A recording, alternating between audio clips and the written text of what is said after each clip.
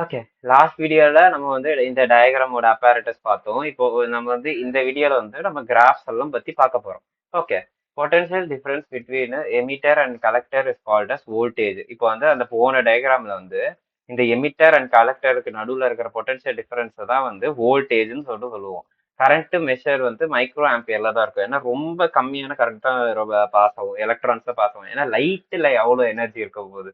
அந்த லைட்ல எல்லாம் வந்து ஒரு எலக்ட்ரான் எமிட் ஆகிறதே வந்து பெரிய விஷயம். ஸோ அதனால வந்து அந்த லைட் வந்து மைக்ரோ ஆம்பியர்ல தான் வந்து இது எலக்ட்ரிசிட்டி ப்ரொடியூஸ் பண்ணும். இப்போ இது ஒரு கிராஃபிக்கலி அந்த ரிலேஷன் வந்து பார்த்துடலாம். Electric current is directly proportional to intensity of light. Okay.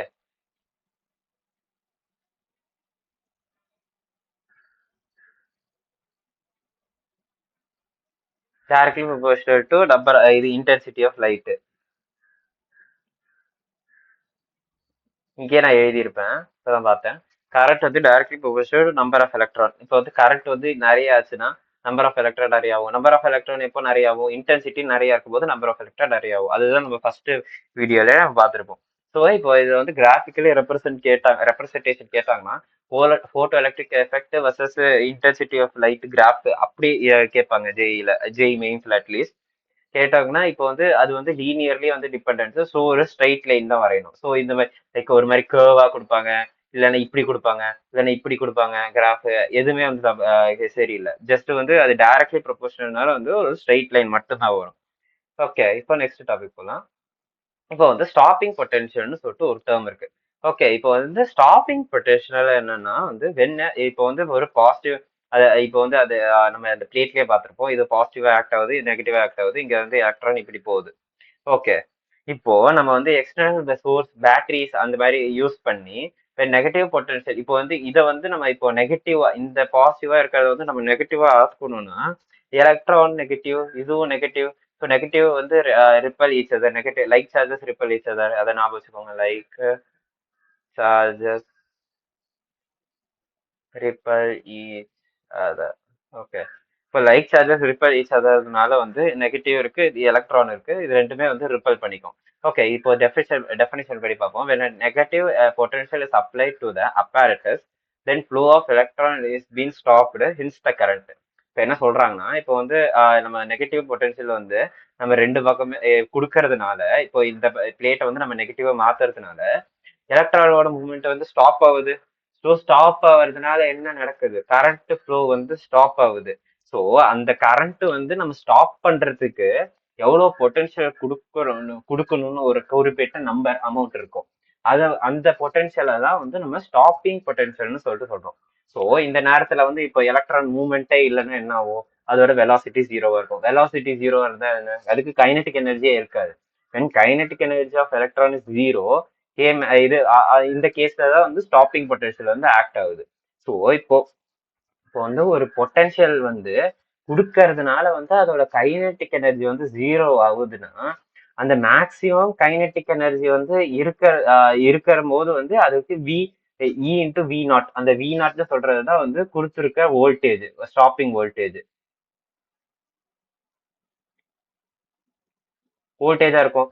ஏன்னா வந்து இப்போ இது வேற எந்த எனர்ஜியுமே வந்து ஆக்ட் ஆகல. லைக் இது பொட்டன்ஷியல் எனர்ஜி எதுவுமே இல்லை, கைனடிக் எனர்ஜி மட்டும்தான் இருக்கு. ஓகே. இப்போ கைனடிக் எனர்ஜி மட்டும் இருக்கிறதுனால இப்போ வந்து இது எலக்ட்ரான் வோல்ட்ல வந்து அந்த நம்ம இது வோல்டேஜ் வந்து ஒரு நம்பர் யூனிட்ல தருவாங்க. 12 வோல்டேஜ் ஃபார் எக்ஸாம்பிள் இருந்துச்சுன்னா அது இது அந்த எலக்ட்ரானுக்கு மேக்சிமம் கைனடிக் எனர்ஜி அந்த பர்டிகுலர் லைட்டோட ஃப்ரீக்வன்சில வந்து 12 எலக்ட்ரான் வோல்ட்னு சொல்லிட்டு வர்றதுக்கு வாய்ப்பு இருக்கு. ஓகே. இப்போ அதை வந்து ஹாஃப் எம்பி ஸ்கொயர்னு சொல்லிட்டு சொல்லலாம். லைக் மாஸ் ஆஃப் எலக்ட்ரான்னு சொல்லிட்டு வந்துடும். திருப்பி இதுதான் வந்து மேக்ஸிமம் வெலாசிட்டி ஆஃப் எலக்ட்ரான். இதுதான் வந்து லைக் இதை தாண்டி வந்து எந்த எலக்ட்ரானாலையும் போக முடியாது. பட் இங்க வந்து லைக் இது மாதிரி கொஸ்டின் வரும். Will all the electrons will have the same இது மேக்ஸிமம் கைனடிக் எனர்ஜின்னு சொன்னா நோ, அதுதான் ஆன்சர். ஏன்னா இப்போ வந்து இன்டர்னல் சொல்யூஷன்ஸ், இப்போ வந்து எலக்ட்ரான்ஸ் வந்து இப்படி இருக்கு, இங்க லைட் விழுதுன்னா எலக்ட்ரான்ஸ் இப்படி இப்படி எமிட் ஆயிட்டு இருக்கும். எலக்ட்ரான்ஸ் எப்பவுமே லீனியரா இப்படியே தான் இருக்கும்னு சொல்லிட்டு சொல்ல முடியாது. இது சம் கேசஸ்ல இங்க ஒரு எலக்ட்ரான் இருக்கும், சம் கேசஸ்ல இங்க எலக்ட்ரான் இருக்கும், இங்க எலக்ட்ரான் இருக்கும், இங்க இருக்கும். ஸோ இப்போ லைட் வந்து ஃபால் ஆகுறதுனால இப்போ எலக்ட்ரான்ஸ் அந்த மெட்டல் சர்ஃபேஸ்குள்ளேயே வந்து சில கொல்யூஷன் லைக் எலக்ட்ரானும் முட்டிக்கிச்சுன்னா இப்போ வந்து லைக் எனர்ஜி லாஸ் ஆகும். ஸோ எனர்ஜி லாஸ் இருக்கும். ஸோ எனர்ஜி லாஸ் இருக்கிறதுனால வந்து வெலாசிட்டி வந்து குறையும்.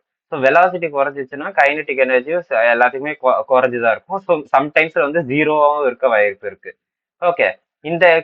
இந்த கேஸ் வந்து எப்போதுமே வந்து நடக்க வாய்ப்பு இருக்கு. ஒன்லி இத ரேரஸ்ட் கேஸ்ல தான் வந்து ஒரு எலக்ட்ரான் வந்து அதோட ஃபுல் கைனடிக் எனர்ஜில வந்து போறதுக்கே வாய்ப்பு இருக்கு. ஓகே. அதுதான் வந்து இங்க வந்து நம்ம சொல்லியிருக்காங்க. ஓகே. இப்போ வந்து நம்ம பார்ப்போம். So stopping and potential depends on the frequency not on the intensity. இது ரொம்ப ரொம்ப இம்பார்ட்டன்டான பாயிண்ட். ரொம்ப இடத்துல இதை கேட்பாங்க. லைக் இப்போ என்னன்னா ஸ்டாப்பிங் பொட்டன்ஷியல்னு சொல்றது வந்து கைனெட்டிக் எனர்ஜியை வந்து அது இப்போ லைக் ஒரு ஃபார்முலா இருக்கு. இப்போ நான் இன்ட்ரடியூஸ் பண்ணி வைக்கிறேன். ஈஸிக்கட்ட ஹெச்மியூன்னு சொல்லிட்டு ஒரு ஃபார்முலா இருக்கு. எனர்ஜி இப்போ வந்து எனர்ஜி சப்ளைடு வந்து ஹெச்மியூ. இப்போ வந்து மியூன்னு சொல்றது தான் வந்து ஃப்ரீக்வன்சி. இப்போ ஹெச்ன்னு சொல்றது நான் வந்து என்ன பிளாங்க்ஸ் கான்ஸ்டன்ட் அது நான் இது நெக்ஸ்ட் ஸ்லைட்ஸ்ல வந்து நான் அப்கமிங் ஸ்லைட்ஸ்ல வந்து நான் சொல்றேன். ஓகே. இப்போ வந்து நம்ம இது ஃப்ரீக்வன்சி வந்து நம்ம இது அதிகமா இருந்துச்சுன்னா எனர்ஜி வந்து அதிகமா இருக்கும். ஸோ எனர்ஜி அதிகமா இருந்துச்சுன்னா இப்போ சப்ளைடு எனர்ஜி அதிகமா இருந்துச்சுன்னா கைனெட்டிக் எனர்ஜி அந்த வெளில வர எலக்ட்ரானுக்கு அதிகமா கைனெட்டிக் எனர்ஜி இருக்கும். ஸோ இப்போ கைனெட்டிக் எனர்ஜி வந்து அதிகமா இருந்துச்சுன்னா ஸ்டாப்பிங் பொட்டன்ஷியல் இந்த ஹை வெலாசிட்டியான வர எலக்ட்ரான் வந்து ஸ்டாப் பண்றதுக்கு இன்னும் அதிகமான நமக்கு எனர்ஜி ரெசிஸ்டன்ஸ் ஃபோர்ஸ் இது எனர்ஜி தேவைப்படும். அதனால வந்து ஸ்டாப்பிங் பொட்டன்ஷியலுமே அதிகமா இருக்கும். ஸோ அதனால வந்து இப்போ என்ன ரிலேஷன் சொல்லியிருக்காங்கன்னா stopping potential only depends on frequency not on the intensity. Intensity வந்து என்ன ஃபேக்டர் ரோல் பிளே பண்ணுதுன்னா கவுண்ட் எவ்வளோ எலக்ட்ரான் வந்து ரிலீஸ் ஆகிருக்கிறது என்ற கவுண்ட்டை மட்டும்தான் நமக்கு இன்க்ரீஸ் பண்ணி தரும் தவிர்த்து அது வந்து நம்ம வந்து எவ்வளோ ஸ்பீட்ல வந்து அந்த எலக்ட்ரான் வந்து வருதுன்னு சொல்றது வந்து அது வந்து டிபெண்ட் ஆகாது. என்ன இது புதுசா இருக்கு லைக் நிறைய பல்ப் எல்லாம் எக்ஸாம்பிள் பார்த்தீங்க இப்போ பல்ப் எக்ஸாம்பிள் வந்து நிறைய சூடு ரிலீஸ் ஆகுது அப்புறம் நிறைய லைட் ரிலீஸ் ஆகுதுன்னா எனர்ஜி அதுக்கு நிறைய இருக்கும். எலக்ட்ரான் வந்து கைனடிக் எனர்ஜி அதிகமாக தானே இருக்கணும் அப்படின்னு சொல்லிட்டு நீங்க யோசிக்கலாம். பட் அது கிடையாது. என்ன இதுல டிபெண்ட் ஆகுதுன்னா ஃப்ரீக்வன்சியும் ஒரு ஃபேக்டர் இதுல தான். இப்போ வந்து நீங்க கலர் கலரா லைட் பார்ப்பீங்களா லைக் அந்த கலர் கலர் லைட் எல்லாத்துக்குமே வந்து டிஃப்ரெண்ட் டிஃப்ரெண்ட் ஃப்ரீக்வன்சி. இப்போ வந்து லைக் இது ஹையஸ்ட் வேவ் லென்த் இருந்துச்சுன்னா லோவஸ்ட் ஃப்ரீக்வன்சி இருக்கும். இப்போ ரெட் லைட் நீங்க எடுத்துக்கிட்டீங்கன்னா அதுக்கு வந்து ஹையஸ்ட் வேவ் லென்த் இருக்கு. ஸோ அதுக்கு லோவஸ்ட் ஃப்ரீக்வன்சி இருக்கும். ஓகே. இப்போ அதே ஃபார் இன்ஸ்டன்ஸ் இப்போ வந்து இது வயலட் கலர் எடுத்துக்கிட்டீங்கன்னா வயலட் கலருக்கு வந்து வேவ் லென்த் ரொம்ப கம்மி பட் ஃப்ரீக்வன்சி ரொம்ப அதிகம். ஸோ அதனால வந்து நமக்கு இது ஃப்ரீக்வன்சி என்ற ஃபேக்டர்ல தான் வந்து அந்த kinetic energy of the electron வந்து டிபெண்ட் ஆகுது. ஸோ அந்த இது லைக் இன்டென்சிட்டி ஒரு ஃபேக்டர் வந்து கவுண்ட் எவ்வளோ எலக்ட்ரான் வந்து ரிலீஸ் ஆயிருக்குன்னு சொல்ற கவுண்ட்டை தான் டிசைட் பண்றதுக்கு இன்டென்சிட்டி போல இருக்குது இருக்குது. அதனால ஃப்ரீக்வன்சி வந்து கைனெட்டிக் எனர்ஜி டிபெண்ட் ஆகுது. இது ரொம்ப இம்பார்ட்டன்ட். நான் சம்டைம்ஸ் ரிப்பீட் கூட பண்ணியிருப்பேன். ஏன்னா அதை ஞாபகம் வச்சுக்கணும். அது வந்து லைக் இந்த சாப்டர்லயே நீங்க தூக்கத்துல இருந்து எழுந்தா கூட இது ரெண்டுத்துக்குமே கன்ஃபியூஸே ஆகக்கூடாது. ஓகே. இப்போ நம்ம நெக்ஸ்ட் ஸ்லைட் போயிடலாம். எஃபெக்ட் ஆஃப் இது potential on photo electric current. இப்போ எஃபெக்ட் ஆஃப் பொட்டன்ஷியல் இப்போதான் நான் வந்து பொட்டன்ஷியல் வந்து உங்களுக்கு சொல்லிட்டு இருந்தேன். இப்போ வந்து ஃபார் ஃபிக்ஸட் ஃப்ரீக்வன்சி இப்போ வந்து ஃப்ரீக்வன்சி வந்து ஃபிக்ஸ் பண்ணிட்டாங்க. ஓகே. இப்போ வந்து ஒரே ஒரு இது லைட் சோர்ஸை யூஸ் பண்றாங்க பட் அதோட இன்டென்சிட்டி வந்து வேற வேறையா இருக்குது. ஓகே. அந்த கிராஃப் மூலியமா நீங்க கூட புரிஞ்சுக்கலாம். இங்க இன்டென்சிட்டி வந்து நீங்க மாத்தினீங்கலாம் கூட அதோட ஸ்டாப்பிங் பொட்டன்ஷியல் வந்து அந்த மூணு சோர்ஸ்க்குமே வந்து சேமா தான் இருக்கு. -V0 அது ஒரு ஸ்டாப்பிங் பொட்டன்ஷியல் சம்திங். இந்த கிராஃப் வந்து ரொம்ப இம்பார்ட்டன்ட். இதையும் நோட் பண்ணி வச்சுக்கோங்க. ஸோ இப்போ இந்த கிராஃப்ல வந்து இந்த ஒய் ஆக்சஸ் என்ன காட்டுதுன்னா வந்து போட்டோ கரண்ட்டை காட்டுது. ஸோ கரண்ட் வந்து எவ்வளோ வந்து வருது அவுட்புட்லன்னு சொல்லிட்டு கலெக்டர் பிளேட்ல வந்து இந்த பொட்டன்ஷியல் இருக்கிறதுனால வந்து இப்போ கலெக்டர் பிளேட்ல இருக்கிற பொட்டன்ஷியல் வந்து பாசிட்டிவா இருக்கிறதுனால தான் வந்து மேக்ஸிமம் கரண்ட் வந்து நம்மளால பாஸ் பண்ண முடியுது. இது ஒரு கட்டத்துக்கு மேல வந்து ரொம்ப பாசிட்டிவா இருந்தாலுமே எலக்ட்ரான் எவ்வளவு எமிட் ஆகுதோ அவ்வளோ கரண்ட் மட்டும்தான் இது லைக் அந்த பிளேட்டை வந்து அடைய முடியும். ஸோ ஒரு கட்டத்துக்கு மேல பாசிட்டிவ் ஆனாலுமே வந்து கரண்ட் வந்து கான்ஸ்டன்ட் ஆயிருது. அதுதான் வந்து இந்த கிராஃப்லையும் காட்டுறாங்க. ஒரு கட்டத்துக்கு மேல வந்து அது வந்து கொஞ்சம் இன்க்ரீஸ் ஆகி அப்படியே ஒரு ஸ்டேபிளா ஒரு ஸ்ட்ரெயிட் லைன் மாதிரி தான் இருக்கு. ஓகே. அதுதான் இந்த கிராஃப்லயும் காட்டுறாங்க. ஸோ இப்போ இந்த இது லைக் இந்த இன்டென்சிட்டி வந்து இப்போதைக்கு லைக் மறைச்சிட்டு இப்போ எதுக்கு வந்து விச் இஸ் மோர் இன்டென்ஸ் அப்படின்னு சொல்லிட்டு கேட்பாங்க. லைக் திரும்பி வந்து இந்த கிராஃபை பார்க்கணும். திரும்பி வந்து ஒரு லைக் ஒரு பாயிண்ட் இந்த பாயிண்ட் ஒரு எக்ஸாம்பிளுக்கு இப்படி ஒரு பாயிண்ட் எடுத்துக்கோங்களேன். ஸோ இப்போ இந்த பாயிண்ட் எடுத்துக்கிட்டு எந்த இது லைனுக்கு வந்து அதிகமான வந்து கரண்ட் வந்து இருக்குன்னு சொல்லிட்டு பார்க்கணும். அப்பனா இந்த தேர்ட் லைனுக்கு அதிகமான கரண்ட் இருக்கு, அதுக்கு நெக்ஸ்ட் இது இருக்கு, அதுக்கு நெக்ஸ்ட் இது இருக்கு. அப்பனா நீங்க படிச்ச கான்செப்டை இம்ப்ளிமெண்ட் பண்ணணும். இது kinetic energy, sorry, number of இது கரண்ட் எலக்ட்ரான்ஸோட எமிஷன் இன்க்ரீஸ் ஆச்சுன்னா போட்டோ எலக்ட்ரிக் கரண்ட் வந்து இன்க்ரீஸ் ஆகும். போட்டோ எலக்ட்ரிக் கரண்ட் இன்க்ரீஸ் ஆகிறதுக்கு என்ன ஃபேக்டர்?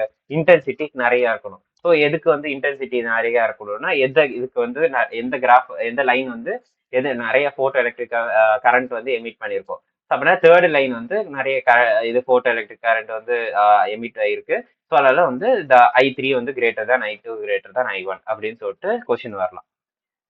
ஓகே, இந்த மாதிரி கொஸ்டின்ஸ் தான் வந்து இதுல இருந்து வரும். லைக் கிராஃப் கொஸ்டின்ஸ் இந்த சாப்டர்ல வந்து அசால்ட்டா இது வந்துடும். ஸோ எல்லா கிராஃப்மே வந்து நீங்க ஒரு வாட்டி பார்த்துட்டு போங்க. லைக் பார்த்துட்டு போனா போதும். இந்த கிராஃபை வச்சே வந்து உங்களுக்கு இது ஸ்ட்ரைக் ஆகும். நம்ம இந்த மாதிரி படிச்சோம், அந்த மாதிரி படிச்சோம்னு சொல்லிட்டு.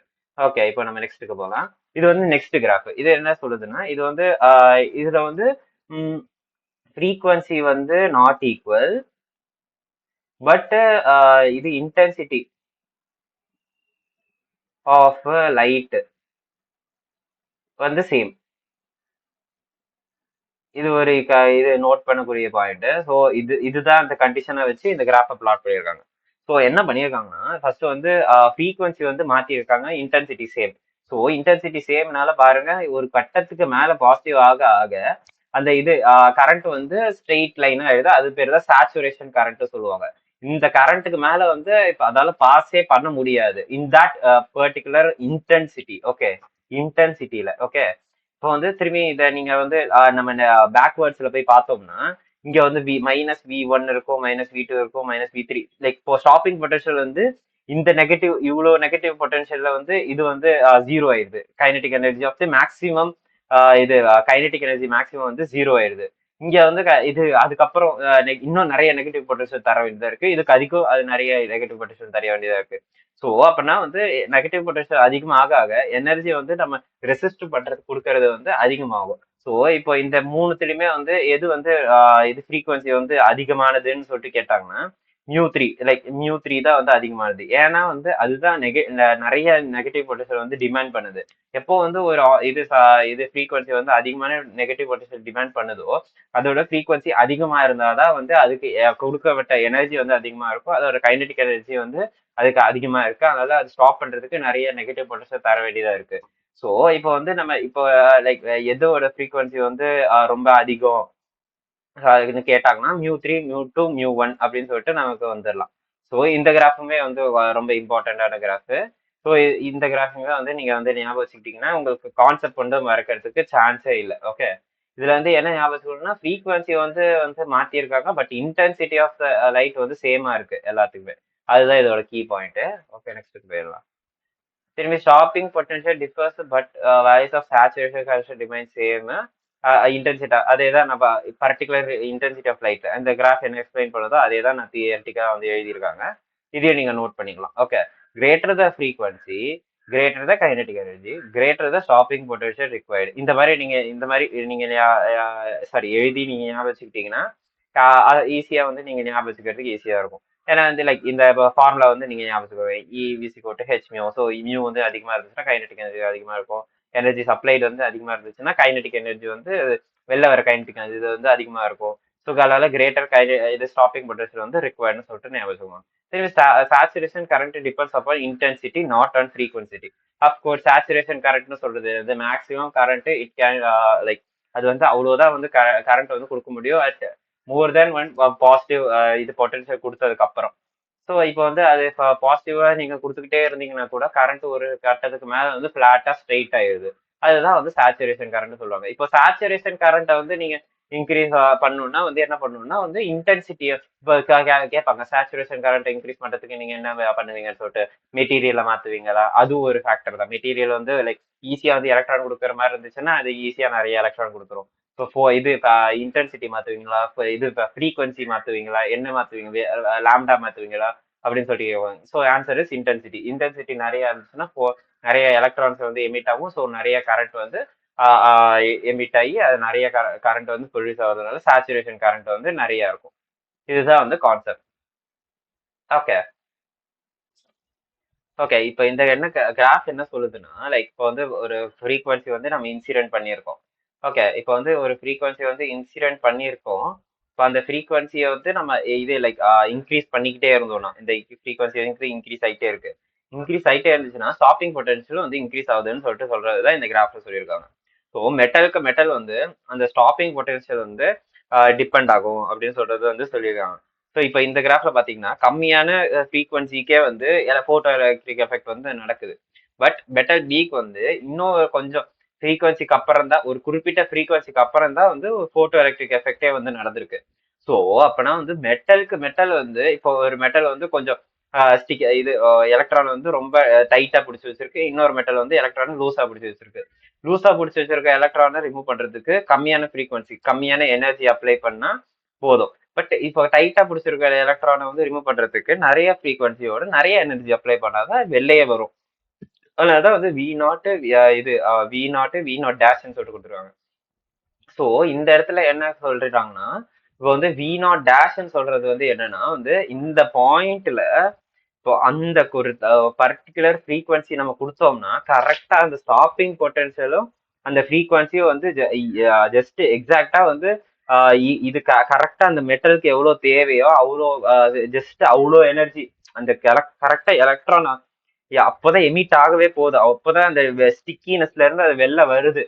அப்போ வந்து அந்த பர்டிகுலர் எனர்ஜியை தான் வந்து நம்ம வந்து எனர்ஜியை தான் வந்து நம்ம த்ரெஷ்ஹோல்ட் எனர்ஜின்னு சொல்லிட்டு சொல்லுவோம். ஸோ இதுதான் என்னன்னா வந்து எலக்ட்ரான் வந்து ஜஸ்ட் அபவுட் டு அந்த எலக்ட்ரான் வந்து ரிலீஸ் ஆக போகுது. கரெக்டா அது ரிலீஸ் ஆகிறதுக்கு வரைக்கும் முன்னாடி வரைக்கும் அந்த எலக்ட்ரான் இருக்கிறதுக்கு வந்து எனர்ஜி இருக்க சப்ளை பண்ணா அது வந்து த்ரெஷ்ஹோல்ட் எனர்ஜின்னு சொல்லுவாங்க. அந்த த்ரெஷ்ஹோல்ட் எனர்ஜிக்கு இன்னும் கொஞ்சம் ஒரு 0.0000 ரொம்ப கம்மியான குவான்டிட்டி அதிகமான எனர்ஜி சப்ளை பண்ணாலுமே அந்த எலக்ட்ரான் வந்து ரிலீஸ் ஆயிரும். ஸோ அந்த பாயிண்ட் எலக்ட்ரான் வந்து ரிலீஸ் ஆக போகுது. பட் அந்த ஒரு எனர்ஜிக்கு அப்புறம் 0.0000 ரொம்ப கம்மியான எனர்ஜி கொடுத்தாலுமே அந்த எலக்ட்ரான் ரிலீஸ் ஆயிரும். அந்த பாயிண்ட்டுக்கு பேரு தான் வந்து த்ரெஷ்ஹோல்ட் எனர்ஜின்னு சொல்லுவாங்க. இப்ப அந்த ஃப்ரீக்வன்சி அந்த எனர்ஜி வர்றதுக்கு வந்து ஒரு ஃப்ரீக்வன்சி இருக்கும்ல, அது பேர் வந்து த்ரெஷ்ஹோல்ட் ஃப்ரீக்வன்சின்னு சொல்லுவாங்க. ஃப்ரீக்வன்சின்னு சொல்லுவாங்க. ஸோ அந்த ஃப்ரீக்வன்சில வந்து ஸ்டாப்பிங் பொட்டன்ஷியல் வந்து ஜீரோவா இருக்கும். மேக் சென்ஸ் இல்ல? இப்போ எலக்ட்ரான் வந்து ரிலீஸ் ஆனாதான் அதுக்குன்னு ஒரு கைனெட்டிக் எனர்ஜி இருக்கும். இப்போ ரிலீஸே ஆகாத எலக்ட்ரான் கரெக்டா ரிலீஸ் ஆக போகுதுன்னா அதுக்கு கைனெட்டிக் எனர்ஜி ஜீரோ. ஸோ அது இல்லாத கைனெட்டிக் எனர்ஜிக்கு வந்து நம்ம ரெசிஸ்டன்ஸ் கொடுக்கவே தேவையில்லை. அதனால ஸ்டாப்பிங் பொட்டன்ஷியல் அந்த கரெக்டான பாயிண்ட்ல வந்து ஜீரோவா இருக்கும். அதுக்கு ஜஸ்ட் நீங்க இன்க்ரீஸ் பண்ணிக்கிட்டே போனீங்கன்னா ஃப்ரீக்வன்சியை நீங்க அதோட ஃப்ரீக்வன்சி வந்து இன்க்ரீஸ் ஆகுறதுனால கைனெட்டிக் எனர்ஜி இன்க்ரீஸ் ஆகும். ஸோ ஸ்டாப்பிங் பொட்டன்ஷியலும் இன்க்ரீஸ் ஆகும். அதுதான் வந்து இந்த கிராஃப் வந்து நமக்கு சிம்பலைஸ் பண்ணுது. ஓகே, இப்போதைக்கு இந்த வீடியோல நம்ம இதோட முடிச்சுக்கலாம். நம்ம நெக்ஸ்ட் வீடியோல வந்து இன்னும் பல graphs and formulas and sums வந்து நம்ம டிஸ்கஸ் பண்ணுவோம். ஓகே, பாய்.